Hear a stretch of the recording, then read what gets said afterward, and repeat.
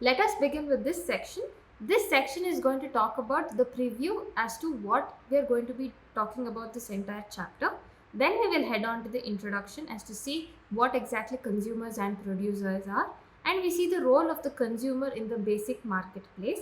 With this, we are going to discuss some examples under consumer in the marketplace, and also instances as to how the consumers get exploited in the market, right? Then we see two positive movements that have arisen, that is consumer movement and consumers international, in order to make sure that people are aware of the rights that they are given regarding the consumer section. Okay, so without wasting any time on this, let us head on with the content. So this chapter mainly will discuss the issue of consumer rights with the ways how the markets operate in our country. So there are many instances of different kind of situations that appear in the market. Some situations that bring about some kind of inequality, and hence we need to sensitize the students and encourage them to participate in the consumer movement. This chapter also provides different kinds of case studies which will familiarize you with how consumers were exploited in a real life situation and how legal institutions helped these consumers in getting proper justice and compensation. Let's begin with introduction. So you can see the collage here which talks about different consumer court verdicts. That is, consumer courts are legal institutions which uphold the rights that we consumers have.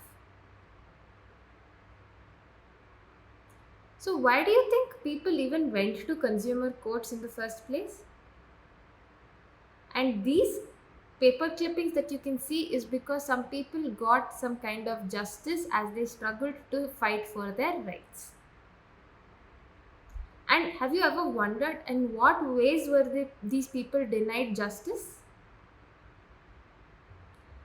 And what are the different ways in which they can exercise their rights as consumers to get a fair deal from the sellers when they felt they had been denied a just treatment? Have you ever wondered such kind of questions? These questions are those that are going to be answered with the help of this chapter. Now let us see the consumer in the marketplace.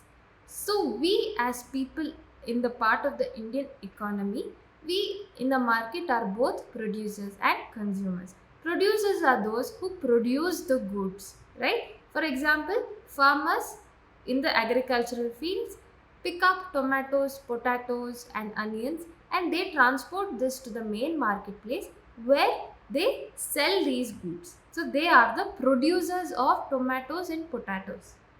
Consumers are the ones who buy these products, that is tomatoes and potatoes, from the producers for producing it and end up cooking them and finally eating it for their base as a basic necessity for living.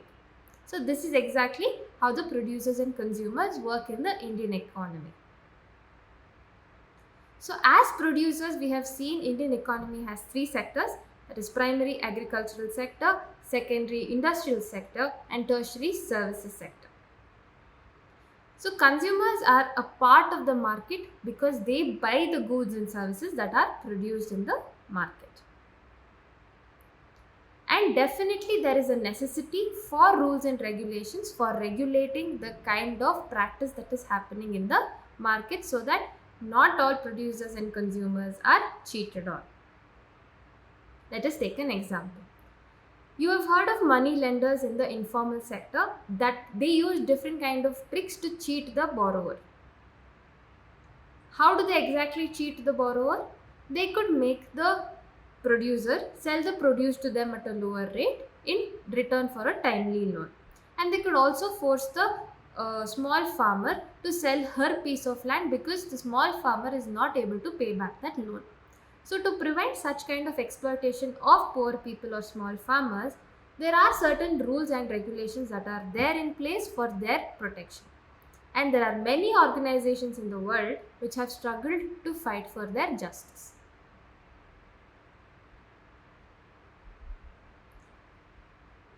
So also rules and regulations are required for the protection of consumers, that is the protection of us, right?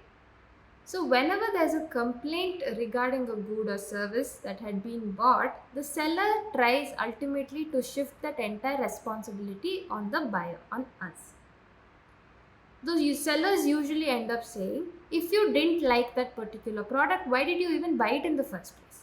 Or please go and buy the same product in another shop. These are what? These are the reasons that the seller usually tells. So hence the consumer movement is all about to change such scenarios, to change this aspect and work for the betterment of the consumer movement. So there's a lot of exploitation that happens in the marketplace, and it happens in various ways. Let us take some examples. So there are traders that are indulging themselves in unfair trade practices. Suppose you are weighing onions for a consumer has asked for onions of 1 kg, but the trader is going to weigh the balance as just 500 grams and sell it to them, but the buyer is ultimately paying for 1 kg, right? So this is an unfair practice. And also when the traders are selling that particular amount more than what is given on the packet, that is the maximum retail price, if they're selling it for more amount or saying that this packet has to be charged extra, that is not acceptable. And when defective goods are sold, that is when you're selling potatoes, you cannot eat those that are already eaten by that are already rotten away or eaten by ants or rats. You cannot sell them. So if at all you face such situation, you can directly file a complaint against the trader.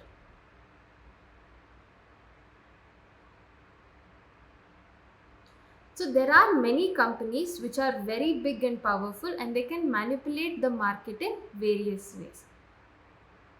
So sometimes false marketing is used through social media in order to attract consumers. For example, there has been a long battle between in the court cases to make cigarette manufacturing companies accept that their products could cause cancer. Here, there is a necessity for rules and regulations in order to protect the consumers. Now let us see the consumer movement.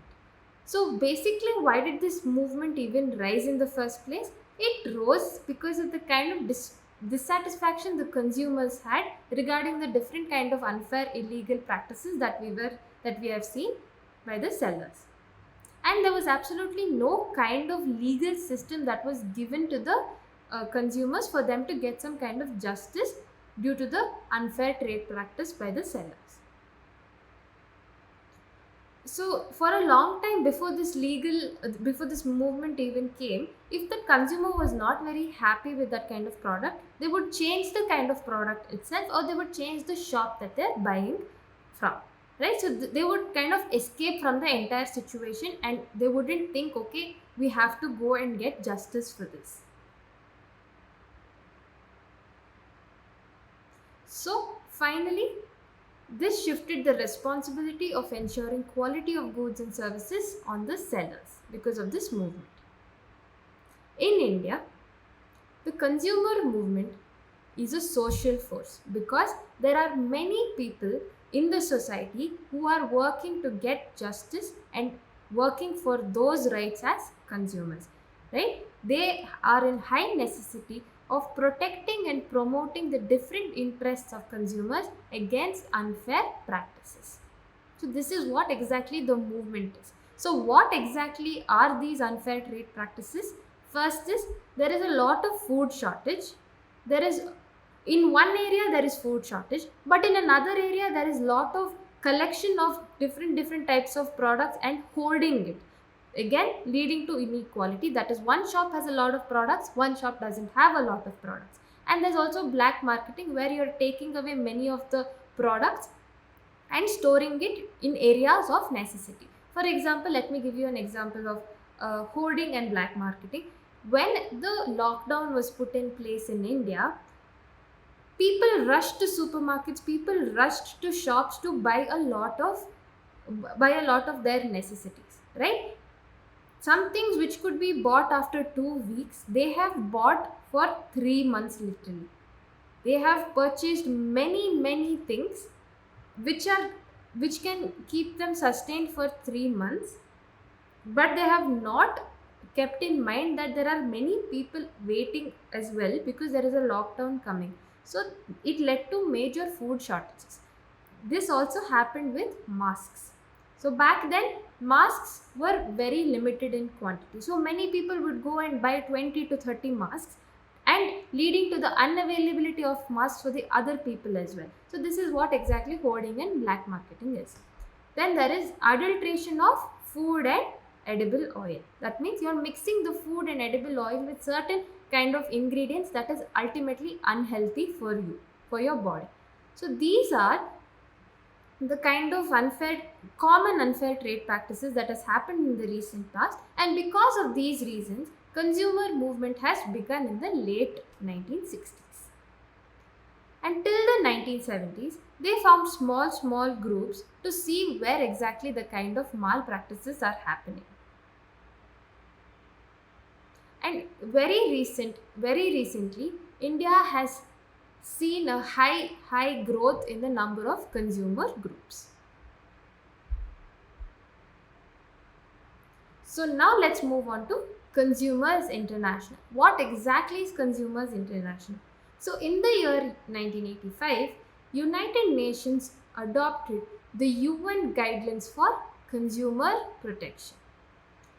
So this was a kind of tool in which nations could adopt measures to protect the consumers and also form different advocacy groups to pressurize the governments to finally legislate in order to protect their consumers. So this is the international body that is formed so that consumer movement can finally become a reality. And today, this body has grown so much that it has under it around 220 members from over 115 countries. So you can see the kind of intensity through which this kind of movement is growing, right?